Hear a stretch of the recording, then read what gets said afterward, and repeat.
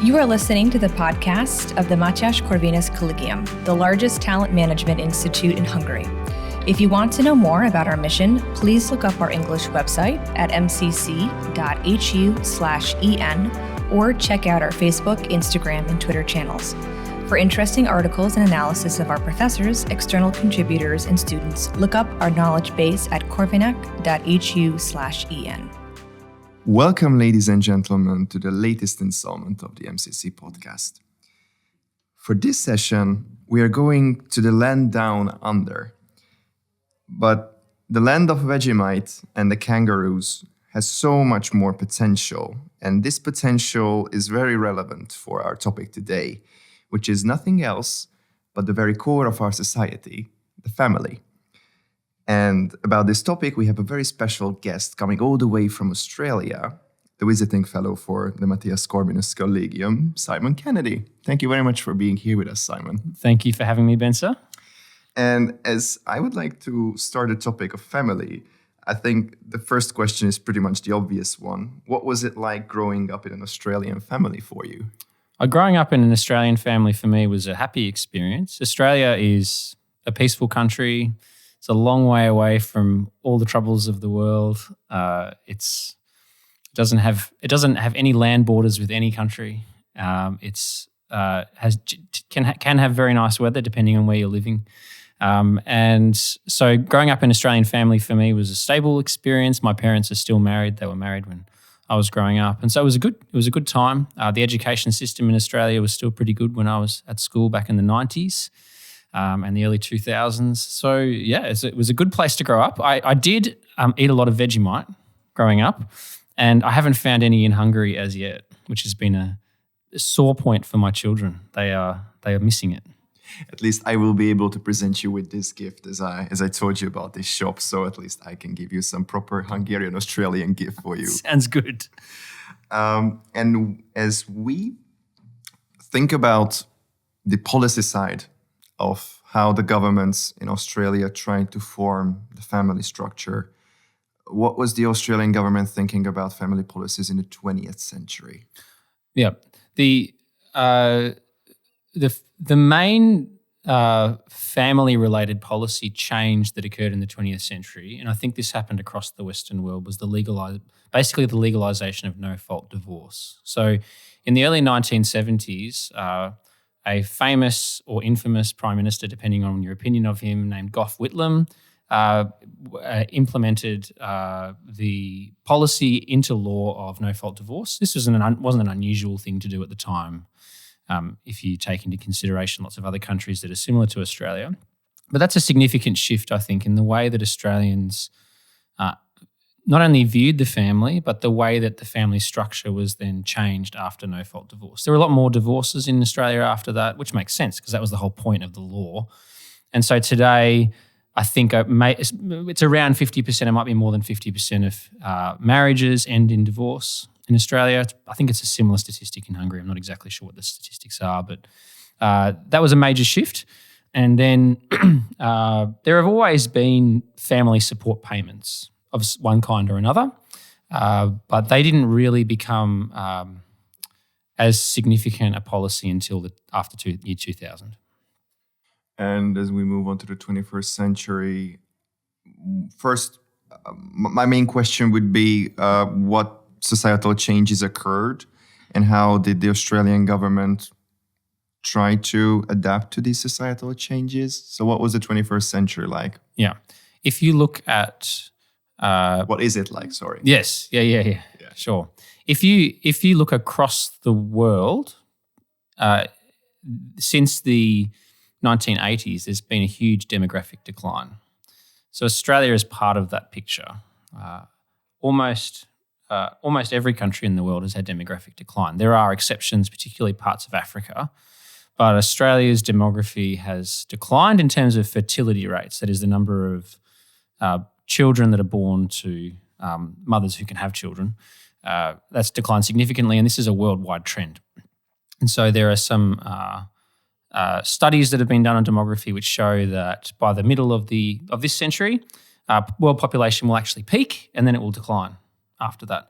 And so this is part of the picture for Australia as well. So this is a big challenge. This has been a big challenge for Australia. It was viewed as a challenge by the Conservative Howard government, which was the coalition government of what's called the Liberal Party in Australia, which is very confusing, but that's actually the name of the main Conservative Party in Australia. And then there's the National Party, which is sort of a country farmers party. And so those two formed a coalition, and they have for a long time, but they formed a coalition government in 1996. And after 2000, they were in power for 11 years until 2007. In the middle of that period, the government decided that they needed to try to find a way with policy to arrest this decline in fertility rates. It's so alarming that even the hospital cars are just going around here. They're coming for us. They're coming for us. We have to take this topic very, very seriously. Yes. Because we're talking about a family. That's right. It's essential. Yeah, it is. It is. So the government in 2002 introduced what's called the baby bonus. So if I get my statistics correct, in the year 2000, the birth rate in Australia was just below 1.8. So replacement level is 2.1, which means that everyone is basically just sort of is contributing to maintaining the same population level. If you drop below 2.1 babies per woman, then population is declining unless you top it up with immigration. So this is the more standard approach to arresting fertility problems, which is in the West, they bring in immigrants. And so Australia does this in quite a big way. Australia is, interestingly, as you're probably aware, Benza, is known for having very tough border policies. So we don't let illegal immigrants in very easily. But for years and years, we've let in a lot of legal migrants. And that's been the typical way that we've managed population growth. But the Howard government decided that something needed to be done about birth rates. And so this level of hovering between 1.8 and 1.7 is below replacement. In 2002, they implemented the baby bonus, and there's this famous photo of the Treasurer, which is like the main finance minister in Australia, Peter Costello, with all of these babies, a photo opportunity, classic politics photo opportunity of Peter Costello with all these babies around him, these newborn babies in Melbourne, in the city of Melbourne around him. And it's hilarious because he looks completely uncomfortable, and so do all the babies. They all look sort of terrified. But that was the photo op to announce that they were going to pay families who had children basically a cash payment. They called it a tax benefit, but really it was a cash payment of I think. Now I've got to qualify what I say here because I've got to think about what the amount was. I think it was $3,000 Australian, which is something like 2,000 euros. So let's just sort of put it in those terms.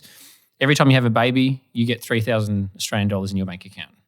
And you can spend it on whatever you like. They don't check what you spend it on. And what happened was, once this policy was implemented, birth rates went up to almost 2. So over the following, say, 5 years, birth rates went very close to replacement level. And so there have been studies done which showed that this worked in Australia. This policy of just giving people money when they had babies actually did change the birth rate significantly.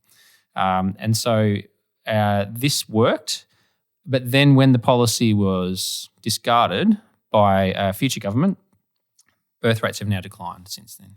And do you see that now the new Australian person, the Australian person in 2023 would imagine his or her life in a family of 3, in a family of 4, or that's already something that they wouldn't associate themselves with?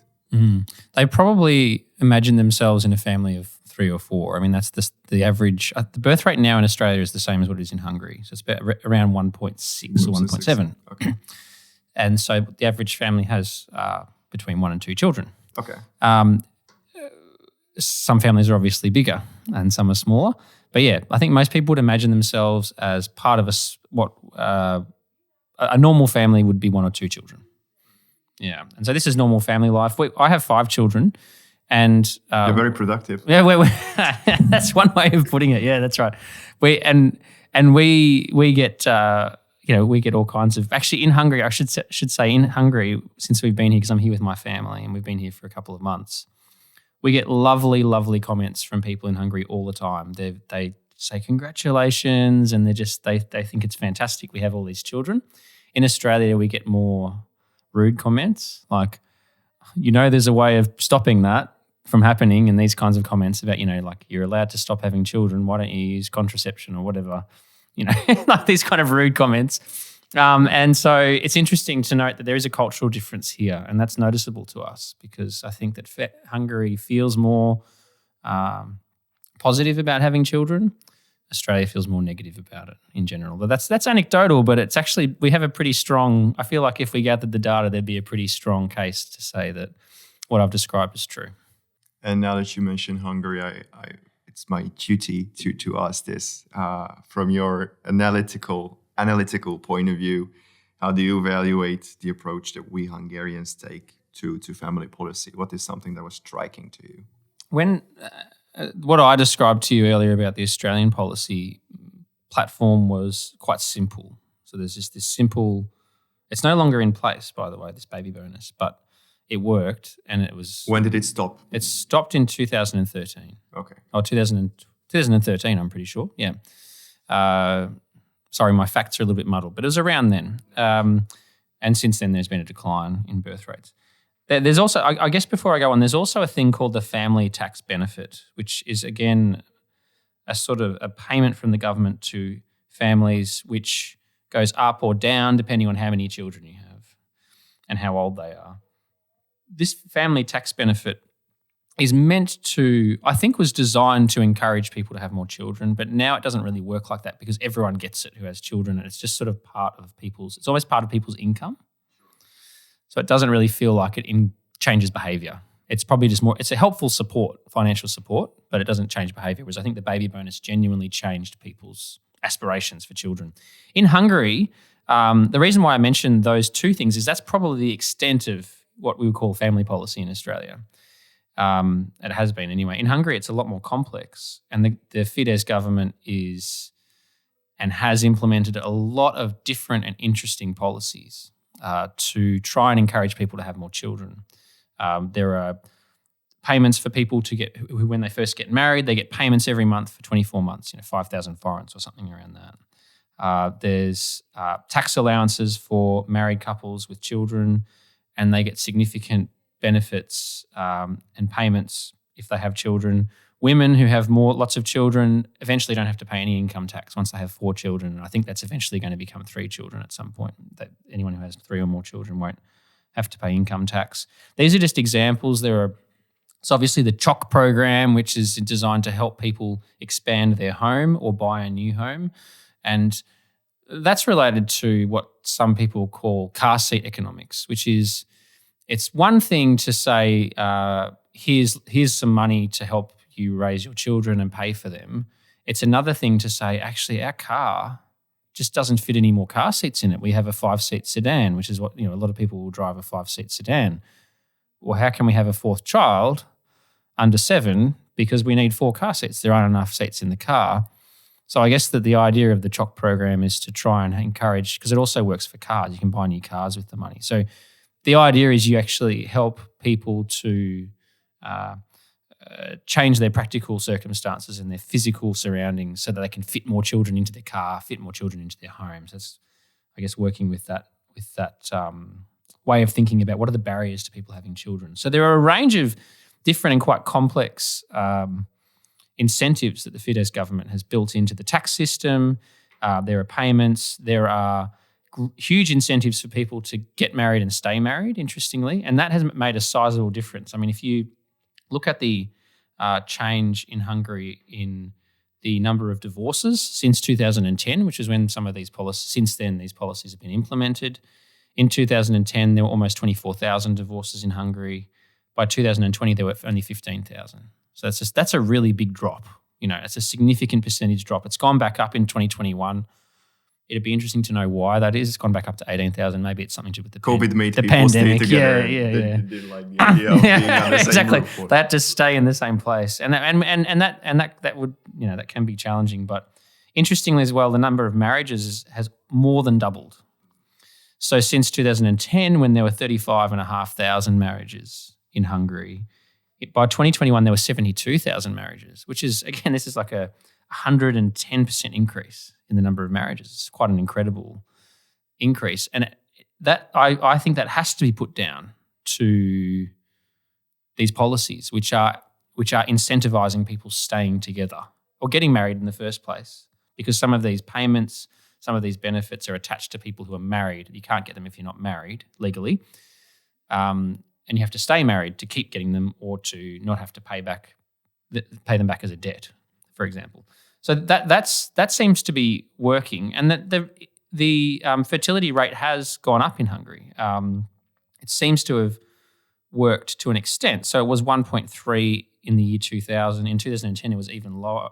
It was close to 1.2, and now it's about 1.6.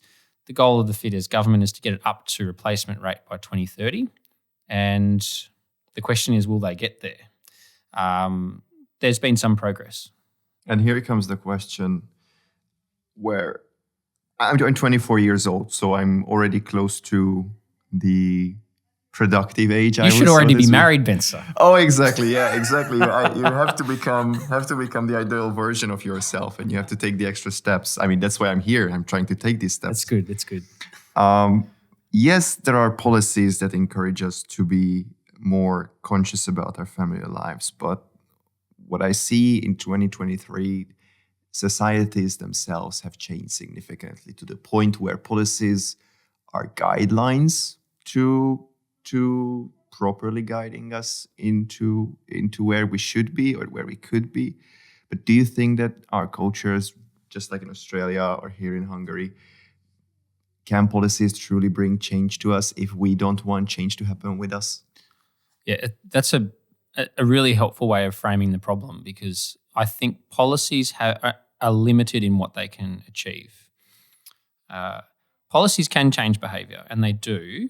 And so if you incentivize a certain behaviour with cash or with tax benefits, people will tend to play along with that. Just the same as when you make a law that makes something illegal, people will tend to not do that activity because they don't want to get a fine or they don't want to get put in jail. But the issue of having more children, having larger families, is not just a policy thing, and it's not just a law thing. It's actually related to culture, and it's potentially even related to spirituality and deeper questions about what life is about. So the issues aren't just economic and political. That's my view. So I guess I would have the same question as you. How much can these policies achieve? It's not that these policies aren't important. I mean, I think family policy is very important. And if you ask me, population decline and fertility decline is one of the biggest challenges facing policymakers in the next 100 years. I mean, if you have population decline and fertility decline worldwide, let alone in one country, you are going to have economic destabilization. You're going to have potentially economic chaos, which leads to civic and civil unrest and potentially war and so on. This is a very big problem for policymakers. In the West, though, I wonder whether policymakers actually can't do that much. They might be able to do something, and I think that the examples of Hungary and Australia show that things can be done to encourage people to have more children, but how many more children can they encourage people to have? Ross Douthat, who's a columnist at the New York Times, wrote a really helpful and interesting article in Plough magazine a couple of years ago, where he talked about this problem of why people don't necessarily want to have more children, and he was talking about some family policy issues. And he talked about three reasons why people might not have children despite policy changes. And one is that that people actually just aren't people of the opposite sex, because you need two people of different sexes to have children. People of the opposite so controversial. Yeah, I know it is, and we're smiling when we say it, but it's true. You definitely do. People actually aren't connecting in the same way they used to. Men and women aren't connecting in the same way they used to, partly because of our economy, partly because of the sexual revolution, and partly because of the advent of social media. It's interesting that there's actually less contact between people generally, and that means there's less potential romantic contact between the sexes. So that's one thing that actually can prevent people from connecting and then starting relationships and so on. The second one is he raises is prosperity. So he says that rich societies offer people a lot of enjoyment and pleasure. They can go on holidays. They can have lots of nice things. They can create a nice life, comfortable life for themselves. And I mean, I see that particularly in Australia. Australia is a very wealthy country, and I have heard people explicitly say to me, we don't want to have more children because then we can't go on holidays as often. That is at least an honest way of saying. Yeah, they were honest, and I don't hold it against them in one sense, because I think they were honest. They're being transparent about it, but I'm just pointing that out as an example to say this is actually a really interesting and kind of strange barrier to people having more children. So if you have higher standards of living, you actually are less likely to compromise those standards of living by having more children, because children are expensive. That's what we're told anyway. Children are inconvenient for your overseas holidays. Children, you have to keep feeding them and buying them new clothes, and they actually require a lot of attention and care, and so they stop you from having a nice time. In terms of in the way that we think we have to have a nice time, right? We have nice holidays and nice things. So there's the issue of, I guess, people connecting. There's the issue of prosperity. That's actually, even though we have more money and we have bigger houses, and we maybe not in Hungary, I don't know, but in Australia certainly we have more money, bigger houses, less children. The final one is an interesting one, and Douthit says that secularization, or the sort of the decline of religion, is another factor. He suggests that religious people are more motivated to have more children. So if you believe that your God requires, like Christianity actually has built into it the belief that God requires us to have children, and it says in Genesis, we fill the earth, multiply, and then we go out and create culture. If you don't believe that there's a divine mandate to have families, then people are less likely to go and do that. So I think these are really interesting observations, and these aren't things that policies can necessarily solve. These aren't problems that policies can fix. I guess on a final note, one personal question. When did you see that you are ready to have kids? Of course, you had to find a partner, but what was the point where you said, okay, now I'm mature enough, or I feel ready to create a family? Well, I thought I wasn't. So I got married when I was 24. That's partly why I was joking that you should get married. Now I feel more frustrated. But you put the pressure on me. No, but I am joking, Vincer. It's okay. We didn't have children immediately. We waited for a few years, and so I started having children. I think we started having children 3 years after we got married. And as soon as I had my first child, I said, "Why did we wait? Why did we wait? Let's have more kids, and let's have lots of kids." You know what I mean? Let's get into it, because it was wonderful. It's an amazing experience and a wonderful responsibility. It's a big responsibility, but I think it changes you in a positive way. And I think that we're, as human beings, we're made to take on that responsibility and have children. And so I would suggest that I think once you're married, you're ready to have kids. That's the right time to have children, because you're in a stable relationship with someone. You have responsibilities and duties to your spouse. And that is exactly the right environment in which to welcome other people into the family. And so I think that's the right time to start having children. There are no rules to this, by the way. I mean, I wouldn't suggest for a second that people have to start having children on their honeymoon. That's not what I'm arguing. But I am suggesting that would make sense. I think if you're mature enough to get married, you're mature enough to start having children. That's the positive note I wanted to leave the conversation with. Simon, thank you very much for being here with us today. It's been a pleasure, Benza. Thanks for having me. Thank you for listening to this MCC podcast episode. For further media content, please look up our English website at mcc.hu/en, or look for us on Facebook, Instagram, and Twitter. If you want to read more by our professors, external contributors, and students, check out our knowledge base at corvinus.hu/en.